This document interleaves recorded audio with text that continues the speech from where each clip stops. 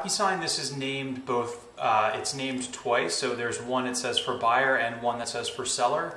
The reason it's in here twice, it's actually the same document, but it's in there twice because if you have a buyer that's a buyer and a seller, it's easier to just use two of them so that you could just add each. I mean, there's really no reason you couldn't just use this one CIS for a buyer who is also a seller or vice versa and just have one.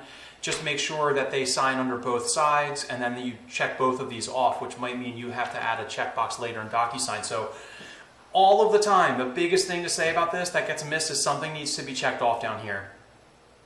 Obviously, it's good you're going to be choosing one of these two every single time, but one of them needs to be checked off. So it will be declined for compliance if you don't. So you've got to check one of these off. If you already had it signed and now and it's uploaded and the deal's done, you're going to have to download it, put an X there, technically have your client sign it again, or just go in DocuSign, have them sign a new one where you check one of these off. So when you open it up, the form in DocuSign, just make sure when you upload your forms in here that are being signed, if it's in here as a form, then you can scroll down and you can actually check it off.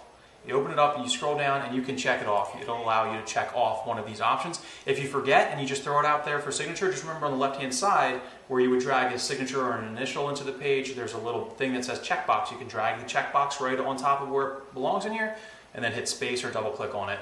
That's a CIS.